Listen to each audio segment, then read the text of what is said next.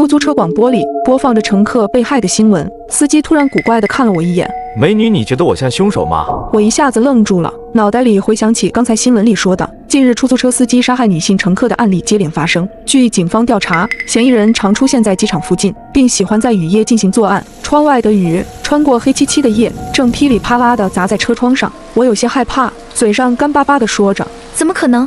您如果是凶手，就不会这样问我了。”心里却警惕起来。现在车上只有我一名乘客，如果他是凶手，那我的处境岂不是变得很危险？你别紧张。司机哈哈笑了起来。我是看你太紧绷了，就想缓和一下气氛，可不是新闻里说的那个变态。我配合着讪讪地笑了笑。窗外愈来愈烈的雨势好像要把一切吞噬，包括我坐的这辆出租。我心里莫名不安，如果他在这个地方对我下手，可能我喊破喉咙也没有用。等回过神时，车子已经开出了快1公里，突然发现司机没开计价器。在我提醒他后，他才手忙脚乱地摸索了半天打开。总之业务看起来极其不熟练，本就敏感的我觉得有些不对劲。一个靠开出租挣钱的人，怎么会不知道打表呢？司机顿了顿，有些欲盖弥彰地解释：“我第一次开出租，还不咋熟练，姑娘你可别介意。”不知是不是心理原因，我感觉他在紧张，像是生怕我误会似的。我心里警惕，但还是客气地回了句：“没事。”咚咚咚，后备箱里突然传来沉闷的撞击声，把我吓了一跳。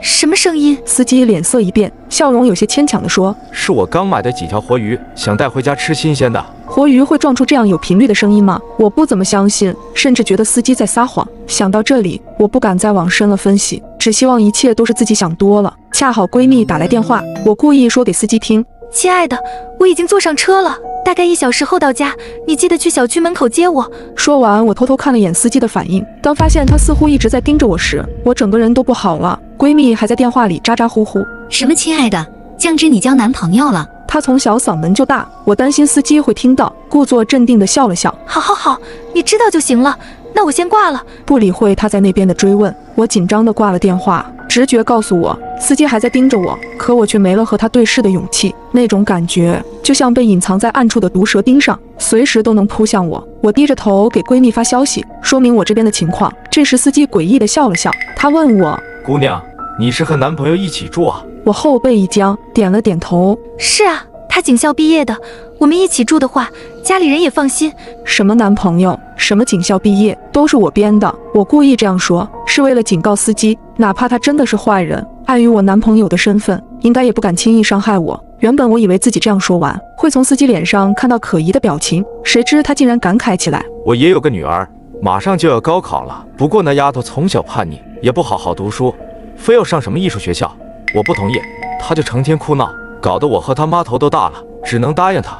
她现在每天都要在2个城市来回跑，比我这个当爹的都忙，打电话也不接。”司机说着叹了声气，又透过后视镜看了我一眼，小小的后视镜映出他那双黑漆漆的眼睛，莫名让人害怕。他笑着和我说：“姑娘，你在家一定很听话懂事吧？如果你是我闺女多好，我恐怕做梦都能笑出来。”这时我看见他的手在往下半身摸索着什么，摸索什么？是要害我的凶器还是？我整颗心都提了起来，手不由自主地握紧了手机。谁家父母能不爱自己的孩子？